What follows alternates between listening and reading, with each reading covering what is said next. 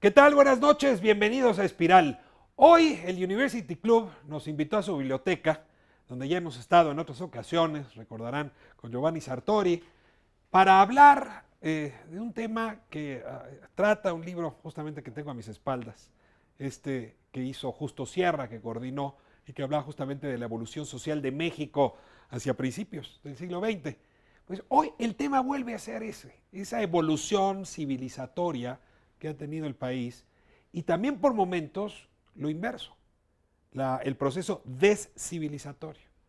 Si hay un pensador de teoría política, de sociología, que ha entendido bien este proceso, ese es Norbert Elias. Se le conoce poco, no se siente usted mal si no lo recuerda, la verdad es que se habla muy poco de él y poco a poco ha ido ganando, en realidad, mayor prestigio, legitimidad y sus ideas se vuelven muy influyentes, sobre todo en sociedades que viven o bien procesos de civilización o procesos de descivilización, como hemos llamado al programa de esta noche. Hablaremos de Norbert Elias con quienes lo han estudiado mejor en México y con quienes tienen mucho, mucho que decirnos para entender por qué los controles sociales, algunos de ellos, están estallando junto con los controles individuales y desde luego también el control del Estado. Es el tema de esta noche, descivilización en México. Comenzamos.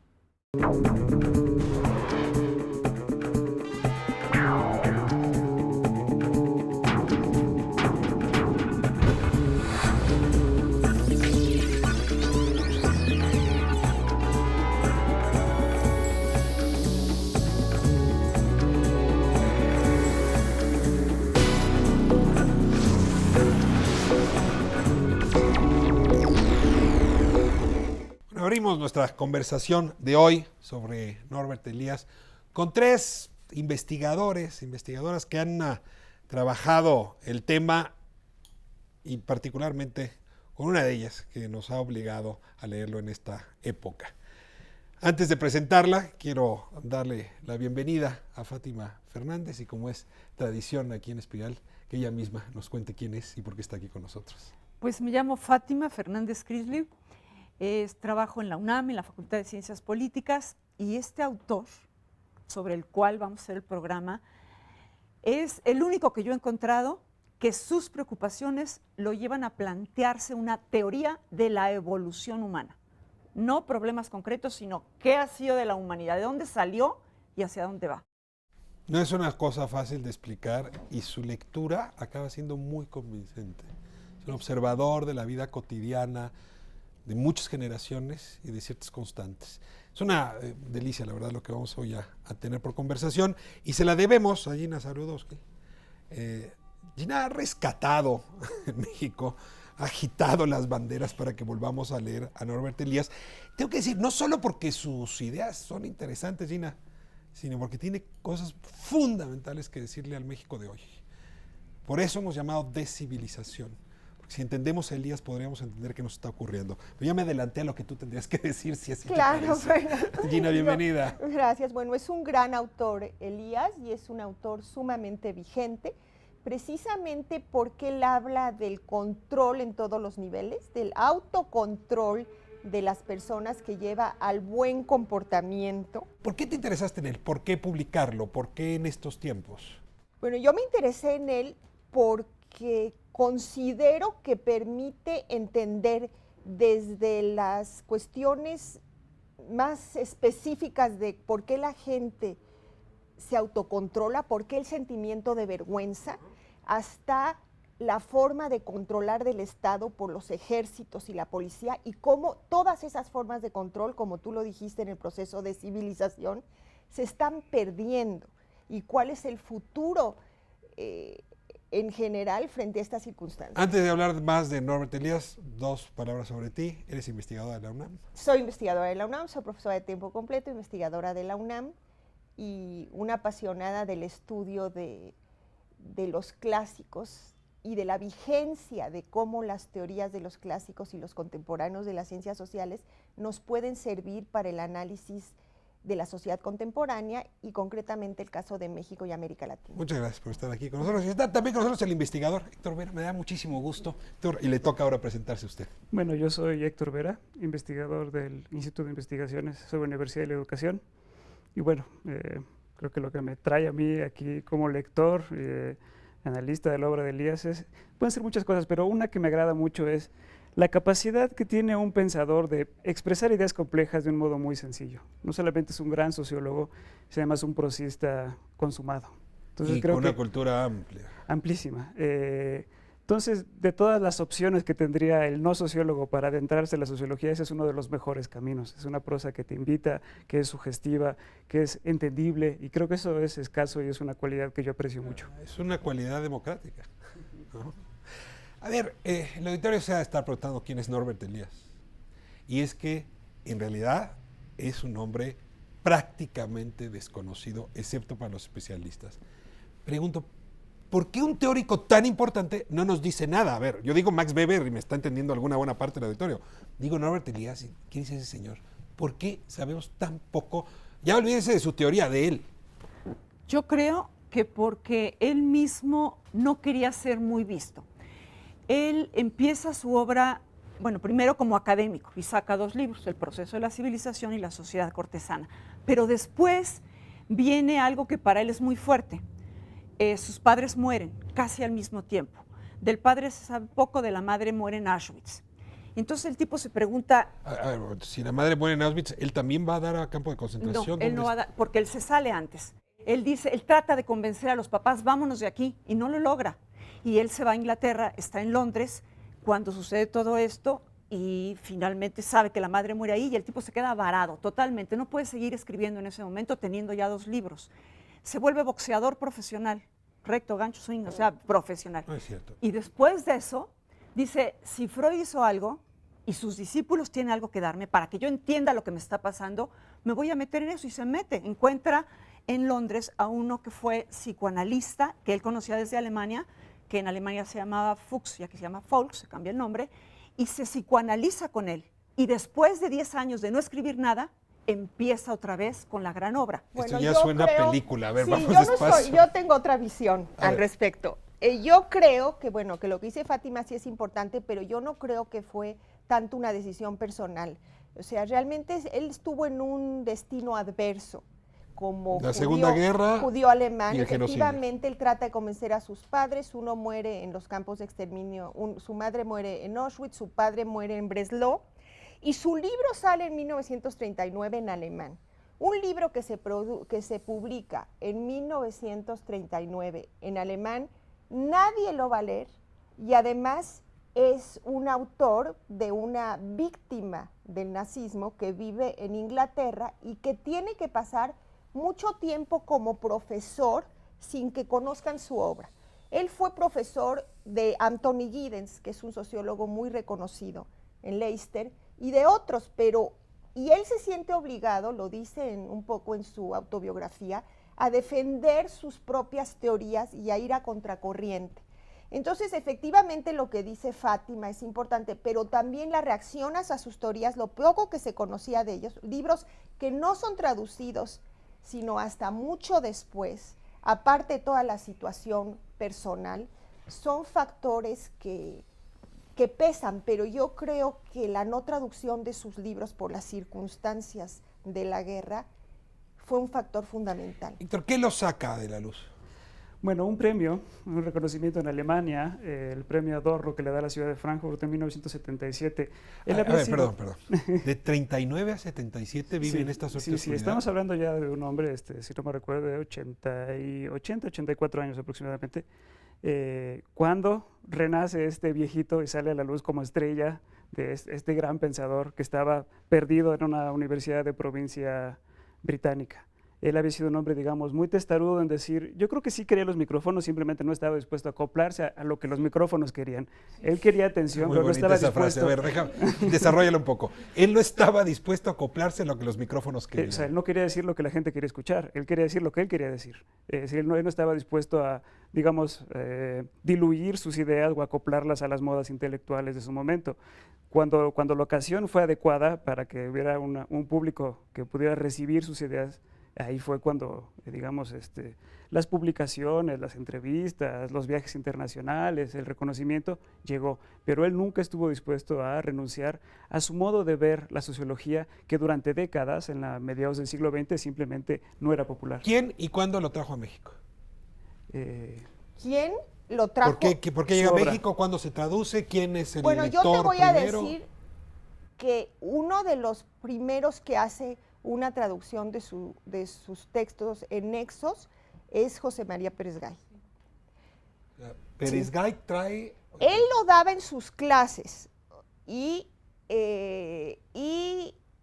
daba clases en la Facultad de Ciencias Políticas y traduce uno de sus textos en nexos. Se dedica a otros autores mucho más que Elías, o sea, lo trae como Pero lo trae docente. registrado. Lo trae registrado. Y había Lo trae estudiado en registrado. Alemania. Y había hizo estudiado en muchas Alemania, traducciones pero de- en ese momento realmente las obras de Elías, fíjate que es algo... ¿Cuándo lo publica el Fondo de Cultura Es que por es primera vez? Mira, el Fondo de Cultura Económica, no tengo la fecha exacta, lo publica hace Si como no me unos... recuerdo, es 82, 80 en y España, en la tantos. oficina de Pero España. en España, esto es muy importante, porque Norbert Elias ha tenido una recepción específica en diferentes países. En Holanda es un sociólogo muy popular, de hecho muere ahí. Y en Europa, en ciertos países como en España, se le reconoció más que aquí. Entonces, a pesar de ser una publicación del fondo, donde circuló fue en España. Claro. Y en América En Latina. Italia no. también, ¿eh? Yo estaba estudiando en Italia y de repente no conozco a Norbert. ¿Cómo no lo conoces si es el premio Adorno?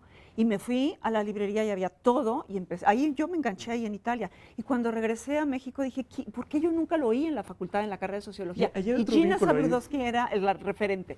Hay otro vínculo interesante que es Octavio Paz. Octavio Paz cita a Norbert Elias en El logro filantrópico. Su gran ensayo sobre el Estado mexicano está citado Elías y lo publica en Vuelta. Un fragmento del libro La soledad de los moribundos salió en 2 números distintos de la revista Vuelta a principios de los 80. Creo que ese es un vínculo perdido, pero muy Ahí importante. está la biografía. Qué ganas de seguir hablando de la persona, porque la verdad es que sí suena una biografía interesante y luego nos cuentas mejor lo del boxeo. Ojalá y el auditorio se pueda beneficiar, pero les voy a Por eso el libro forzar. del deporte. Los voy a forzar. En 140 caracteres. La idea principal que fue aportación de Elías. Si me dijeran una, la más importante, ¿cuál es? Yo creo que los vínculos entre el control de la violencia del Estado y el autocontrol. O sea, ¿Cómo me controlo yo y ¿Cómo me cómo me controla? controla el Estado? sí, con una visión que da una dimensión histórica a las tesis de Weber y Freud, y donde el sentimiento de vergüenza por tus propias acciones, o sea, cómo las personas y la sociedad empieza a avergonzarte de cómo comer, de cómo comportarte, de todas las formas de ser civilizado, está relatado genialmente y, como dice Héctor, con una prosa muy accesible. Me estás enseñando algo muy importante. Yo tenía idea de que era una suerte como de, por lo menos en el mundo de las ideas, discípulo de Weber. Entonces, Weber no cerró algunas de sus ideas, otras las desarrolló de manera más acabada, pero la idea del monopolio de la fuerza legítima queda muy redondeado con Elías. Entonces, uno asumiría que es un heredero de Weber. Ahora me estás diciendo que no solo de Weber, sino del otro lado de Freud. A ver, ¿coinciden ustedes con esta...? A ver, sí, yo no diría que es heredero de Weber. Lo conoce a Weber, está en general de acuerdo con Weber, discrepa en algunos puntos, pero conoce personalmente al hermano de Weber y va a los círculos con el hermano de Weber. Pero él fue ayudante de cátedra de Mannheim. Y luego él tiene 3 carreras, médico primero, filósofo después y sociólogo después. Entonces él va armando su propio pool, ¿no?, de autores que lo lleven a responderse muchas preguntas que él tiene. Una de ellas es, ¿por qué la culta Alemania cayó en lo que cayó? ¿No? Esa es una pregunta fundamental. Es una pregunta que quiere O sea, entender. ¿cómo caen las garras de Hitler? Sí, pero no solo eso, o sea, va mucho más allá. Dice, hay un momento que dice, el fascismo es una palabra chica respecto a lo que pasó. En la transición de la evolución, porque él empieza a preguntarse mucho, ¿dónde empiezan los seres humanos a ser humanos? Entonces hace primero los primates, cómo empieza el lenguaje, cómo empieza la conciencia, y lo lleva hasta él quiere saber más de eso, por eso se plantean también cosas de la muerte. O sea, para mí la idea central es la evolución y la involución humana. La evolución humana, que luego le voy a pedir al camarógrafo que nos tome los libros de aquí arriba, de Justo Sierra, a principios de siglo, justamente hablando de la evolución social de México, pero no me desvío. Héctor, la idea en 140 caracteres, ¿qué aportó? Yo creo que hay una cosa crucial en el que es, para entender cualquier fenómeno social, hay que entenderlo de que lo que pasa en cualquier sociedad, en cualquier momento, es producto de cosas que están muy lejos de esa circunstancia, a través de unas cadenas de interdependencia entre seres humanos que no conocemos, que no hemos visto, pero que nos están presionando y jalando en muchas direcciones que desconocemos, pero que determinan lo que hacemos, y también muy atrás en el tiempo.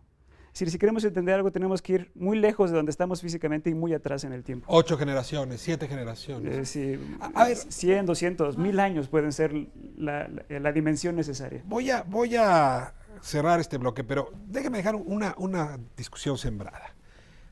Luego hablamos del Estado, que ya como nos gusta hablar de él, y de la fuerza legítima o no que tiene. Hablemos de la parte más íntima. Hace no muchas generaciones, la gente acudía al baño junta. Claro, él lo dice. Hace no muchas generaciones, la gente no conocía los cubiertos, ¿no? Claro. No se bañaba y entonces las enfermedades estaban. Hay algo que va ocurriendo despacito, que por motivos que ustedes me ayudaron a explicar, van mejorando la calidad de los seres humanos, cambiando esos hábitos. Ese es el proceso civilizatorio íntimo. Cuéntenme de Elías viendo esto, la ida al baño juntos a la ida al baño individual y con la puerta cerrada y no me toques y no me molestes. Esta es una Perdón, cuestión qué broma. fundamental porque precisamente en la sociedad cortesana, él relata lo que sabemos, o sea, aún al rey tenías que ir a acompañarlo al baño y había una agenda de quién lo acompañaba al baño. Para conversar con Para él, no conversar se con aburriera. él.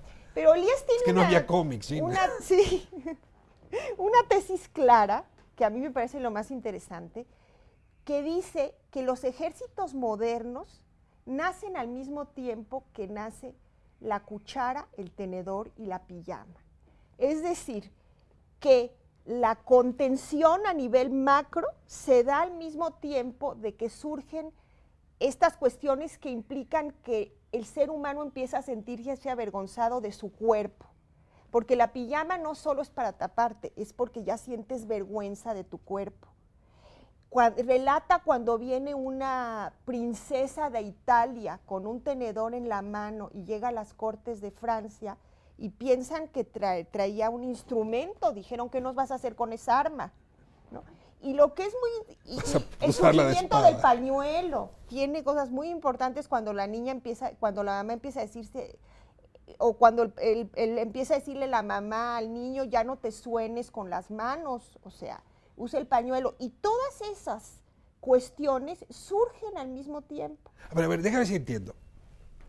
Se requiere una organización militar muy disciplinada, muy ordenada. Y la mejor disciplina grupal es la que asegura la disciplina individual. Claro. Si yo me contengo y el de juntos se contiene y el de juntos se contiene, entonces juntos somos mejor disciplinados. Contenernos para comer. Y para tener cosas. Reglas para comer, para sonarnos. Por ejemplo, para hacer el amor.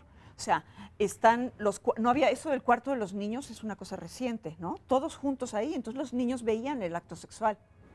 Es otra cosa donde aprendimos a contenernos, a ver en lo oscurito o acá, ponemos cortinas. Pero déjame conectar esto que decía Fátima. Hechos macro que influyen potentemente en la vida, en la microvida, pues. Él está todo el tiempo conectando estas dos. ¿Qué hecho macro cambió la vida sexual de las parejas? Déjame dejarte la pregunta, me voy a corte y regresamos en un momento.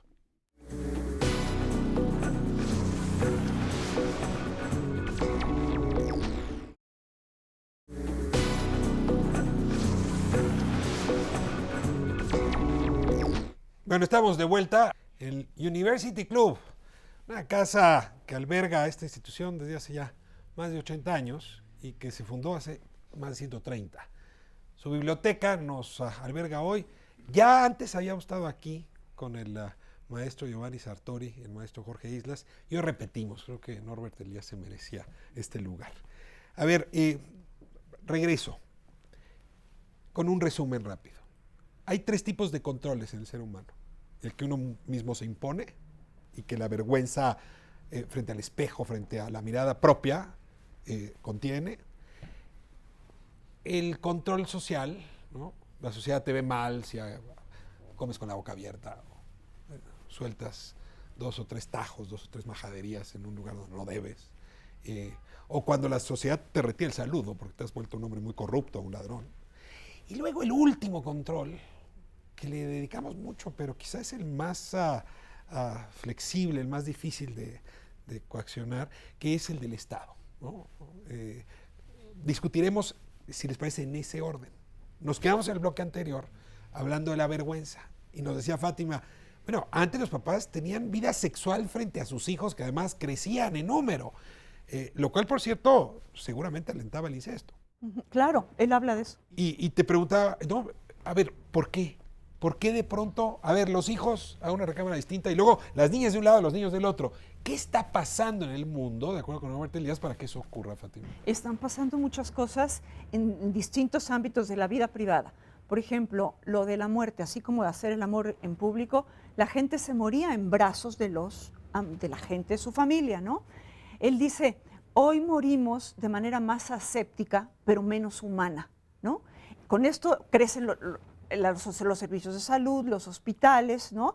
Entonces se habla menos de la muerte de lo que se hablaba antes. Claro, pero el contagio de un enfermo de peste abrazado. Más control ahora, ¿no? Pero dice, la muerte era como más humana. Ahora los niños no pueden ver a un moribundo o la gente pues les da una explicación y demás, ¿no? Ha habido una serie de instituciones que van creciendo, van atendiendo a más público y entonces se vuelve menos visible aquello que ahora a nosotros nos parece muy íntimo, pero que entonces era social al interior de una familia o de una comunidad. Pero dígame con más ejemplos. Vaya, es que aquí es toda una transformación del cuerpo, cómo es presentado el cuerpo hacia los demás y cómo uno concibe o se siente dentro de sus propios zapatos o dentro de su propia piel. Entonces el cuerpo se convierte de ser una cosa, digamos, no neutra, pero que podía manifestar sus imperfecciones, sus olores, su desgaste, sus restos que van quedando por el mundo en el jabón, en la sopa o lo que sea, sin que hubiera mucho problema, hasta que eso se convierte en una cosa de no quiero ver tu cabello en mi jabón, porque eso me puede hacer vomitar. O sea, tu propia pasta de dientes, perdón, eso bueno, ya es tu ahora. propio cepillo de dientes, etcétera. Es decir, el cuerpo se forma una barrera invisible pero efectiva entre mi cuerpo y el de los demás. Déjenme ubicar eso en el tiempo y con la pintura, para entendernos bien. Si me hablas de Rembrandt, ¿no? Podemos ver imágenes de Rembrandt. Entiendo muy bien que está pasando ahí una suerte de individualización, ¿no? Incluso la luz ilumina una persona. Me voy a ver cuadros de Jerónimo Bosch y lo que voy a ver son, en fin, entes que parecen humanos pero en cantidades enormes. Sí hay una secuencia que la pintura nos podría decir cuándo empezó a ocurrir esto y te preguntaría si Elías fecha o le pone fecha a esa individualización a la que Héctor estaba haciendo referencia. Ay, qué bueno que señalas eso de individualización. Fíjate que precisamente este autor Simmel tiene un texto sobre Tengo Rembrandt. aquí con ustedes otro texto del que hablaremos después de George Simmel, que es el que está haciendo referencia allí. Que habla sobre la individualización y pone el ejemplo de Rembrandt como como retratos que ya muestran del proceso del individuo. Pero yo quiero retomar... Entonces estaríamos hablando en las fechas de Rembrandt, Spinoza, siglo XVIII, finales del XVII, cuando esto empieza a ocurrir. Lo que pasa es que sí, lo que pasa es que, bueno, Elías en el proceso de civilización se remonta hasta el siglo XIII, porque todo lo ve como un proceso a largo plazo. Lo que me parece muy importante de lo que Fátima y Héctor decían es que nos permite tener una mirada antropológica frente a nuestras propias prácticas, porque muchas veces nosotros no nos preguntamos cómo comemos. La antropología se pregunta cómo comen los otros a veces, pero cómo comemos nosotros, cuáles son nuestros duelos, cómo nos comportamos. ¿Cómo se comporta la clase política de México, por ejemplo? Yo creo que se hace mucha investigación de las instituciones y no se hace investigación de a quién se saludan en los restaurantes donde se juntan las gentes para comer. Pero déjame decirlo, esas son instituciones informales. Sí. Hay mucho estudio del Congreso y la presidencia, pero estas instituciones informales se observan poco. Déjame poner un ejemplo más para que pasemos al segundo nivel de control, el social. Es muy interesante cómo se explica por qué la norma francesa de comer con las dos manos, que es la que seguimos en México, y la norma inglesa donde se come con una mano abajo y luego las manos regresan. Cuentan que el origen es que los ingleses querían tener las manos cerca de la espada. Y los franceses solían jugar con las piernas de sus parejas de junto mientras comían. Entonces era la obligación de poner las manos encima. Yo no sé si es un chiste o no, pero llama la atención sobre todo la versión inglesa. Pero esta comparación de lo inglés y lo francés lo hace, por ejemplo, en Deporte y Ocio en el proceso de la civilización, ¿no? Cuando dice, y eso es padrísimo para la gente, para la gente que le interesa el fútbol, ese libro es obligatorio. A ver otra vez. Porque dice, ¿Cómo se llama? Se llama Deporte y Ocio en el proceso de la civilización. Y tiene un capítulo. Hay un alumno de él, le dice, vamos a hacer un libro sobre el deporte, y él dice, pero pues no, pero si tú fuiste boxeador, entonces bueno, ayúdame, y entonces lo hacen entre los dos. Pero tiene un capítulo donde dice, ¿cuáles son las reglas del fútbol que tenemos ahorita? Hay que saber que estaban en boga, en un momento dado, en Francia, las suyas y los ingleses, pero ganan las inglesas. ¿Por qué? Y tiene que ver, y hace una referencia al sistema político que está funcionando. ¿Y cómo en cada está uno. ligado? Y gana el inglés, que es más democrático que el francés en ese momento, ¿no? A ver, pero adelante, Otra Inés, cosa cerramos esto. interesante es que en este libro señala que los partidos de fútbol nacen al mismo el partido de fútbol nace al mismo tiempo que la lucha entre los partidos en los congresos. Al Es que mismo en tiempo efecto, como equipos de hombres hay que aprender rivales. a perder, la democracia Sí, te obliga a aprender a aprender, bueno, a perder. Tiene en que fin. tener A ver, espacios para liberar todas las tensiones y las emociones. Si yo tengo que estar en la mesa, a lo mejor quisiera gritar, eructar, sacarme los mocos, hacer un montón de cosas que no puedo hacer y que tengo que reprimirme porque estoy en compañía Y de el otros y ante el juicio de los deporte. demás, pero puedo ir a la tribuna deportiva a gritar. y a gritar todo lo que sea, o puedo jugar y puedo agredir y puedo, la emoción necesita ciertos momentos de escape y el deporte en sociedades como la nuestra se convierte en ese tipo de Se espacios. controla conductas y emociones. A ver, voy al Antes de siguiente que pases, tramo. no pases todavía al social. Nada más hay una cosita Se más. nos del va el individual. programa, Uno Fátima. un chiquitito del individual. Es que tiene dos ángulos. No solo es el control por la vergüenza de mi cuerpo, sino que hay momentos en que él dice, hay que tener autocontrol, autocoacción de ciertas cosas para no generar violencia, que es otro de sus grandes temas también, la violencia. Voy al segundo ámbito y es cómo la sociedad nos inhibe o nos promueve ciertas actitudes. Por ejemplo, lo grave de la corrupción es que te cachen, ¿no? Eso es lo malo, robar y que te cachen. Por lo tanto, si no te cachan, pues robar no está tan mal, ¿no? Bueno, roba, pero salpica, ¿no? O, bueno, político pobre, pobre político. Carlos Jan González. A ver, ahí hay una sociedad que está premiando robar y corromperse.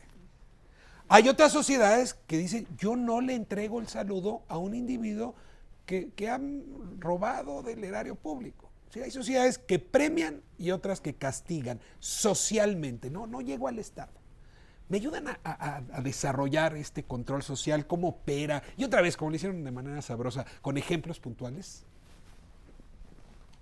¿Con cuál arrancamos? A ver, Héctor. Bueno, parte de todo esto es que tú estás permanentemente siendo juzgado y que tú necesitas, y esto de la emoción no solamente son las emociones hacia el cuerpo, sino también algo que es muy importante para él, es que es la violencia, el impulso hacia la violencia. Entonces, ahorita cuando preguntabas en el primer bloque cuál es la conexión entre lo macro y este nivel, tenía que ver con pasar de una sociedad donde para conseguir lo que quiero lo mejor que puedo hacer es ser violento y derrotar a mi contrincante de un modo violento, a pasar a una sociedad donde hay alguien que no puede ser derrotado porque es el más violento de todos y no cabe la menor de las dudas. Entonces, si quiero conseguir algo, lo que tengo que hacer es ganarme su favor.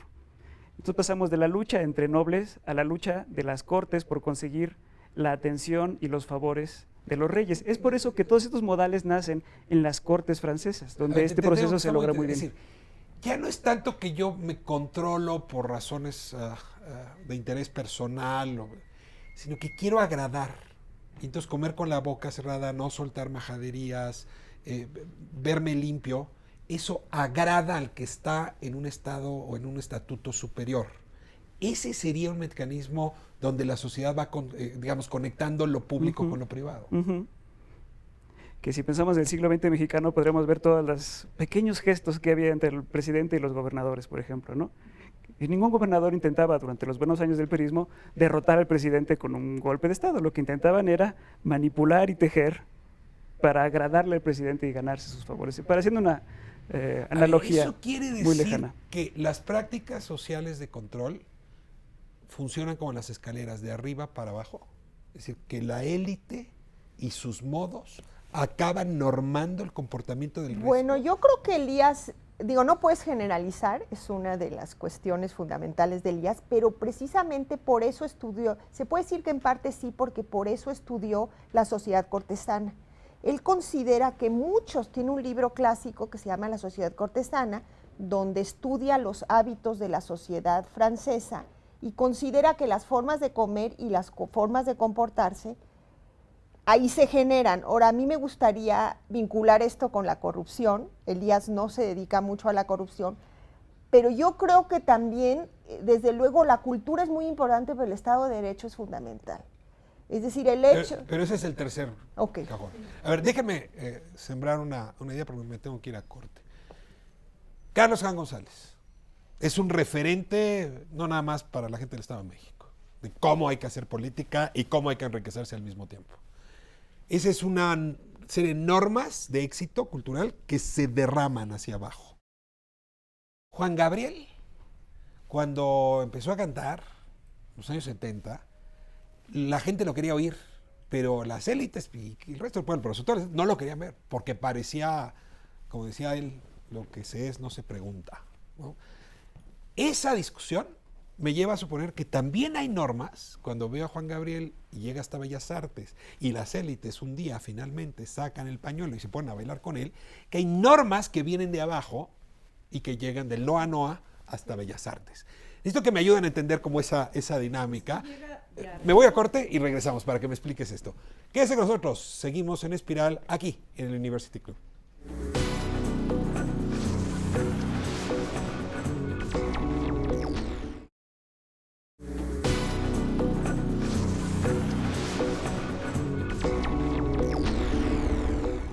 Estamos de vuelta en Espiral, hablando todavía de cómo se construye la civilización. Al ratito tendremos que hablar de cómo se desconstruye, cómo se destruye. Pero les dejaba una pregunta antes de irme a corte. Está claro que en la sociedad cortesana, Elías nos pone como idea fundamental que varios de los códigos de comportamiento, las instituciones informales, en fin, se construyen en núcleos muy pequeños de poder y luego se van sancionando y convocan al resto de la población. Entonces la gente quiere comer como come el rey, y quiere comer lo que come el rey, y quiere ir al baño como va el rey. No insisto. Pero les decía, y esta es mi sensación, que Elías no habla del otro proceso. Y justamente hablaba de la cultura gay en México y cómo Juan Gabriel le aportó muchísimo a la aceptación, a la tolerancia de la sociedad a un personaje que cuando bailaba en el escenario, pues lo hacía muy distinto que Pedro Infante o que Jorge Negrete. Entonces, Fátima, te pregunto, estos dos niveles y Elías, que tengo la impresión que el segundo no lo revisa. A ver, yo tengo la impresión de que sí entra el segundo también. Primero él dice, muchos procesos en la sociedad no son planeados. Entramos y de repente nos detenemos y vemos que ya se generó algo que nadie planeó. Bueno, a veces se derrama esto que tú dices, ciertas maneras que van bajando y entonces todo el mundo quiere ser como el de arriba. Pero también ciertas cosas populares que van subiendo, ¿no? Ahorita que dices, por ejemplo, bueno, lo de la corrupción es interesante. ¿Cómo a la hora de que... ¿Baja o sube? Esa sube y baja, pero yo creo que más bien baja, ¿no? Es decir, vemos cómo quienes van ganando en distintos momentos en la historia de México en el siglo XX, se va viendo bien, ¿no? Ser un político que tiene dinero. Ahora, pasando al terreno de la cultura popular, por ejemplo, hay cosas que los medios también, los medios de difusión, la televisión concretamente, ha hecho también que se muevan de determinadas maneras. A mí me ha sorprendido mucho ver cómo algo muy popular como era Chespirito, por ejemplo, que en el momento que llega a la cima, hay un sector de la población mexicana más o menos informada, ilustrada, que no le gusta y no lo ve porque viene de Televisa, ¿no?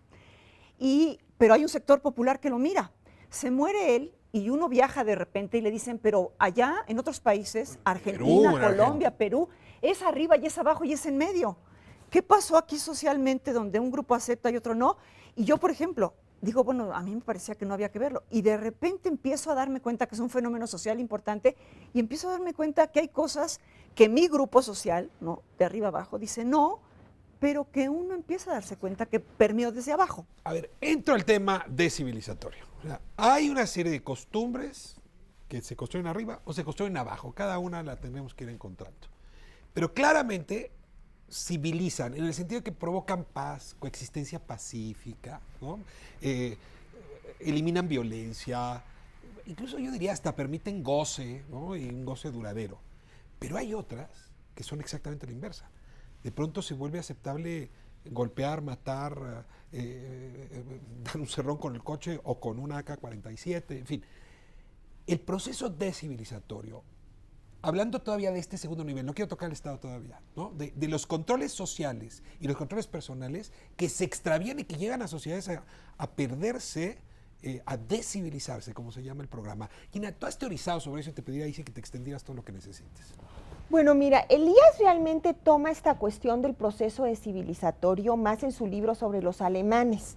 De hecho, era muy paradójico que en 1939 sacara un libro sobre el proceso de civilización, sobre el control de la violencia, sobre el control de las emociones, y que lo sacara justo en el año del estallido de la Segunda Guerra Mundial y que él fuera una de sus víctimas. Entonces dice, el proceso civilizatorio y descivilizatorio se puede dar juntos y no necesariamente es un proceso unívoco, sino que se puede dar la pérdida de los controles de la violencia legítima, ¿no? La pérdida de la centralización de ese control y la pérdida de otros controles, como tú señalas, que ahora se vale todo y ahora se puede todo tipo de violencia y se pueden todo tipo de expresiones. Héctor, voy a abusar de ti. ¿Qué elementos de proceso descivilizatorio observas en México hoy? Aquí se pueden hacer algunos paralelos interesantes. Un poco cuando Elías narra 1932, un año antes del ascenso del Partido Nacional Socialista en Alemania. Y dice, una de las cosas que me impactaba mucho ver era, cada partido tenía su pequeño ejército o su pequeño grupo armado y violento. Entonces, cuando había unas discusiones públicas, llegaban estos grupos armados a reventar las reuniones y luego iba y de vuelta. Y que había muchos grupos que no se daban cuenta de eso, que no estaban preparados para eso. Tiene una anécdota donde dice, fui a un sindicato a hablar con ellos sobre la situación presente y les dije, y si viene gente armada contra ustedes, ¿cómo van a proteger este edificio? Y que no hubo ninguna respuesta. Dice, mucha gente no se esperaba lo que estaba sucediendo, y creo que eso pasó en México. Es decir, en 2005 nadie se esperaba. El Chapo, eran unas cosas raras que no estaban accesibles hasta que nos llegaron. No para nosotros, o no va a pasar en Guadalajara, o no va a pasar en Monterrey. O los de la Ciudad de México decimos no va a pasar en la Ciudad de México, pero pasó en otras ciudades, podría pasar también aquí. Pero entonces es lo que dice ahí, la idea del monopolio de la violencia, es decir, que como decimos, que haya un actor que no puedas retar violentamente porque sin duda vas a perder. Esté por encima de los violentos y que esté sancionado. Porque es más violento que los demás. Ilegítimo. Todos aceptamos que es más violento. Bueno, típicamente el que es más violento luego convierte su violencia en legítima. Eso es Norbert Elias. Pero entonces, Fátima. A ver, otro caso de proceso descivilizatorio. México rápidamente en el siglo XIX, llegando al momento de la Constitución de 1857. Los debates, vamos a debatir sobre la nación, ¿no? Con esas dos grandes líneas de liberales, conservadores, monárquicos, republicanos, etcétera. Había un real respeto por la palabra del otro. En un libro que él llama Compromiso y Distanciamiento, es muy interesante porque dice, cuando yo estoy involucrado en algo, soy un liberal del siglo XIX, me cuesta trabajo distanciarme de lo mío y de lo del otro para ser frío y poder actuar con más, más justicia, ¿no? Eso se va perdiendo. Si uno ve la línea del siglo XIX y luego ve la del XX, en el XX, ¿qué nos pasó? ¿Por qué ahorita ya no hay ese respeto, esa búsqueda por lo que el otro dice? Esa es una forma de descivilización que creo que en el XIX, cuando estábamos planteando qué hacer con este país recién independizado, ahí había esa forma de civilidad. Perece la imagen del individuo de Rembrandt y regresamos al Bosco, ¿no? Una multitud. Sí. Gina, algo Ojalá más. Ojalá regresábamos al Bosco, estaba más divertido. Los cuadros de Bosco. No sé, vivir en el infierno no era tan agradable, supongo, no sé. Sí. Muy bien, a ver, entramos al tema nodal. Ya creo que ha quedado claro, hay que decir que los textos de Elías, sobre todo el proceso civilizatorio, es un texto grande, pero aquí están los elementos fundamentales. Nos falta quizá el más importante, y es cómo se construye ese monopolio. Ya lo decía Héctor muy rápido, pero quisiera que nos extendiéramos. O sea, sí hay un día que hay un grupo, los Medici, que se apropian del poder de Florencia y el Estado son ellos. Y a partir de ese momento hay un grupo por encima de los demás que va a generar paz, ¿no? El poder hegemónico. Esta es la discusión de Díaz, lo pone así, incluso va a justificar que así se construya. ¿Cómo sienten esa discusión hoy en México? ¿Hay un grupo que se haya apoderado del Estado o en realidad lo que es una disputa más entre muchos grupos dispersos? Elías tiene la tesis del control de la violencia vinculada al fin de la feudalización.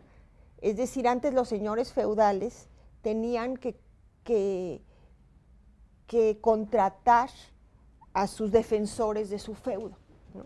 Conforme se da el monopolio. A sus guardias. A sus guardias.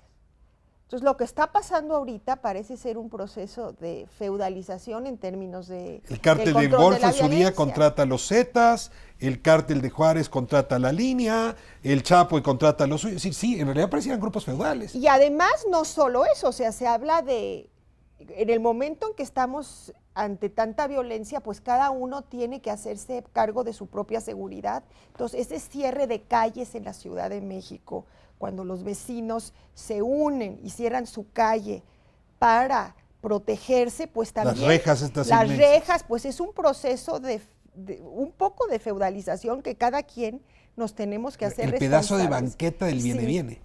Sí. Y no hay un Estado que lo pueda quitar. Al revés, y este es el tema que quería que fuéramos, el Estado al servicio de estas bandas. Bandas de viene-viene, o bandas criminales, o bandas de políticos, o bandas de... En fin. O grupos de interés particular que pueden infiltrar a las fuerzas violentas del Estado y utilizarlas a su favor. Es decir, pueden infiltrar policías locales y sabemos de casos de corrupción incluso a niveles del ejército. ¿Quieres que te hable de Iguala y de Luis Vaya, Abarca? es que en eso estamos precisamente, es decir, entonces, ahorita estamos en un momento donde, ¿dónde está el Estado exactamente defendiendo sus intereses y dónde son los instrumentos del Estado defendiendo otros intereses? Es una frontera gris, es un momento borroso. Entonces, ya nada más no saber dónde está el Estado es un momento donde ese monopolio está en duda. Cuando un grupo violento puede retarte, es decir, cuando matan a militares o matan a policías, y casi diciendo, ven por mí si es que puedes, y el Estado no puede hacerlo ni con el ejército, es ahí donde puedes empezar a decir, ok, el problema del monopolio de la violencia está presente. Eso estamos hablando del crimen. Los partidos que no A obedecen eso a la iba. autoridad electoral. A ver, el Partido Verde que le dice al INE, no me interesa tus sanciones. Voy a seguir pasando mis spots fuera de temporada, ¿no? Y no hay quien me pare, porque además estoy aliado con el hermano más grande, que también era verde. El proceso que se ha ido dando de descomposición de los partidos políticos en México es una fase grande que estamos viviendo de proceso descivilizatorio, ¿no? Este caso del Verde, pero en general todos, porque antes los partidos tenían su declaración de principios, ¿no? Tenían muy claramente hacia dónde iban, eso ya no importa. Entraron los medios en juego también y se perdió aquello otro por lo que se movían, ¿no? Entonces, y ahí estamos llegando a cosas muy graves. ¿Cómo se elige a los que van a ser candidatos de cada partido y cómo es posible que lleguen ciertas gentes a ganar elecciones? Avina, esto me ha pasado mucho en mi trabajo como analista político. Siguiendo un poco algún criterio ético o estatutario, reglamentario, otro politólogo se me queda viendo, levanta la ceja y me dice, pero así es la política, ¿de qué me estás hablando? Y siempre he tenido ganas, te voy a hacer a ti la pregunta, de interrogar a esa persona y decirle, ¿qué quiere decir con eso de así es la política? ¿En qué época? ¿Cuándo? ¿Con quién? El proceso civilizatorio construye la respuesta a esa pregunta. Así es la política. Así es la política en México. ¿Qué quiere decir eso? Bueno, yo creo que es una posición muy cínica, ¿no? O sea, ¿cómo que así es la política en México? Como si no fuera una cuestión cultural o de vigencia de Estado de Derecho, ¿no? Como la misma actuación, lo que se dice, bueno, cuando se dice la corrupción es cultural, pues sí, la corrupción tiene rasgos culturales, pero muchas veces se usa este término como decir... Ni modo. Ni modo. Y realmente yo creo que sí es un problema de falta de legalidad, de impunidad y de Estado de Derecho fundamental. Ahora, así es, implica así ha sido y así será. Pero Héctor, decía hace un momento, no, a ver, si uno ve los procesos más largos, va cambiando el significante. y el significado de las cosas. Es decir, así era en mayor o menor medida antes y ahora estamos en una cierta dirección en que eso puede aumentar o puede bajar. Entonces no estamos condenados a nada. Es decir, toda esta cosa de... Elías odiaba una cosa que era hacer parecer como natural y eterno lo que era histórico y contingente. Entonces constantemente lo queremos hacer, bueno, los mexicanos somos corruptos o no trabajamos, entonces siempre va a ser así. No, este es un momento producto de un equilibrio específico entre ciertas fuerzas y ciertos intereses, pero eso se puede mover hacia más o hacia menos. Es decir, podemos tener más violencia en México y podemos tener un peor monopolio de la violencia, o podemos restablecer ese monopolio y no decir, no hay ninguna condición, digamos, fuera de la historia. Ya que pusieron ustedes el ejemplo, traigamos a mi amigo León Krause y su conversación con el presidente en aquella entrevista. Decía, oiga, pero a ver, los mexicanos atraviesan el río Bravo, no lo dijo así, pero lo voy a bromear, como si el agua del río Bravo, que no es resucia, por cierto, ¿no?, volviera al individuo trabajador y honesto.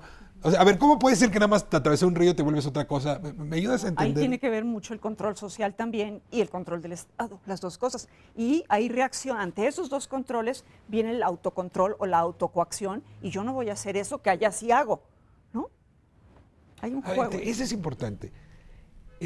El control del Estado, el control social, ¿te determinan el control individual? O si estas dos circunstancias cambian, el control individual crece. ¿Me ayudan ahí a entender dónde está la dirección de las variables, si es que hay alguna? Bueno, yo creo que aquí hay una cuestión muy vinculada a la impunidad. O sea, por eso es tan inmediato. O sea, tú sabes que si vas a violar las reglas en Estados Unidos, entonces no va a haber impunidad. Entonces te va a detener la migra, te va a vas para detener, vuelta. y es una gran parte del país. Yo creo que es muy grave cuando los políticos dicen que es cultural. Depende quién lo dice. Si tú dices es cultural y haces un análisis para mostrar por qué es cultural y estás en un ámbito académico y muestras si es, pero cuando los políticos que está en sus manos ejercer el Estado de Derecho dicen que es cultural, me parece que lleva a la falta de responsabilidad. ¿Promueve la falta de responsabilidad? De su parte. ¿Promueve la corrupción? Sí, al decir ¿La justifica? es cultural, quiere decir a mí no me toca. Un poco, ¿no? Porque yo vengo de años de corrupción y ¿qué puedo hacer yo? A ver, pero tendría razón con lo que han dicho aquí. Es un problema de casa. Pues es que no los educaron bien. ¿Qué voy a hacer yo? A ver, enseñen a los niños a leer 10 minutos los papás porque en la escuela no se debe o no se puede. A ver, ayúdenme a entender esas frases. ¿Se acuerdan cuando el tema de la lectura era un problema que no era de la escuela, sino de la casa? Sí. Bueno, aquí viene toda esta cosa de que nuestros problemas son problemas que vienen de muy lejos, de gente que no conocemos ni sospechamos que están presentes.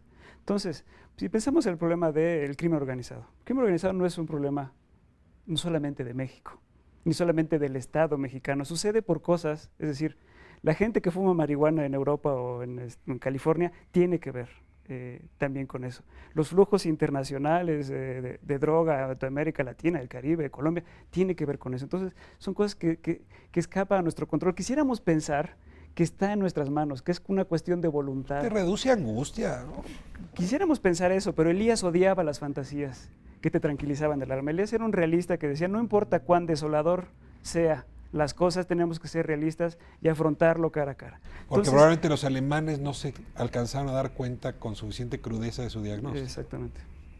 Se acabó el programa, tienen un minuto de conclusiones cada uno. Fátima, empezamos contigo. Vinculado con todo esto, a mí me gusta mucho, más allá de la parte macro, cómo trabaja la micro, porque es un hombre que la trabaja en sí mismo. Él sale de la tristeza profunda en que estuvo sumido durante 10 años en los años 40 para hacer una obra fuerte, porque trabajó consigo mismo. Él se mete con cuestiones de cómo se va formando la personalidad, o sea, cosas muy interesantes en la época en que se está psicoanalizando, ¿no? Ahí de hecho, hay una vertiente psicológica interesante en la obra. ¿Qué estoy haciendo yo en mi ámbito personal y cómo me controla o cómo dejo que me controle lo social y el Estado? Hay un trabajo personal de crecimiento y de evolución que si lo logro con mi grupo y con mi gente, puede ser que sea social. Pero con lo que dice Héctor, no está fantaseando nunca, no son buenos deseos.